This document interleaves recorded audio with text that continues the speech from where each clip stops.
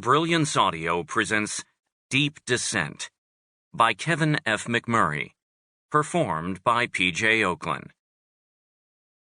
Wearing close to 200 pounds of scuba gear, Gary Gilligan was anxious to make his ungainly entry into the rolling seas of the Atlantic. The neoprene dry suit and his heavy undergarments had him sweating bullets under the hot July afternoon sun.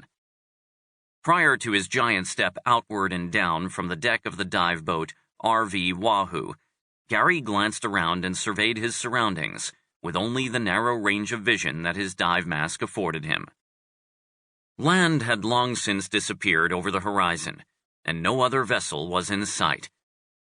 The glare of the sun reflecting off the glassy seas made him wince behind his faceplate. He, of course, was aware of the activity around him.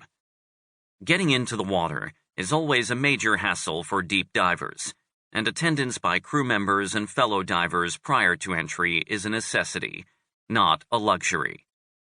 Still, it was tough for Gary Gilligan to be patient, overburdened as he was with gear, not to mention with anxiety.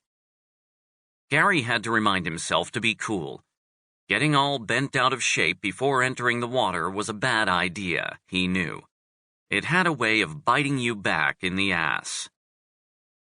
Gary tried to maintain his balance, but he felt encumbered with all the hardware, encased from head to toe in the suffocating dry suit.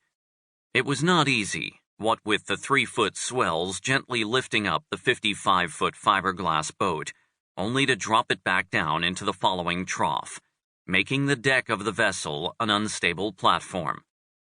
The cerulean skies high overhead, Gary noticed, still had contrails vectoring eastward to Europe, left behind by the streaking Concorde whose sonic booms had rocked the boat just minutes earlier. Then the dorsal and caudal fins of the circling blue sharks and their ominous forms beneath suddenly disappeared. They had descended into the depths, Gary thought, knowing full well that he would catch glimpses of their skittish shadows on his long swim to the bottom. Steadying himself on the gunwale, he was relishing the thought of immersion in the cold, blue-green waters of the Atlantic. Finally, he would be on his way down the distance of a 17-floor skyscraper to the wreck of the Andrea Doria. Gary checked to see if his buddy Sally Warman was ready. They gave each other the thumb-to-forefinger salute, indicating that everything was okay. Gary pressed his mask tight to his face, snugged his double tanks to his back, and entered the ocean.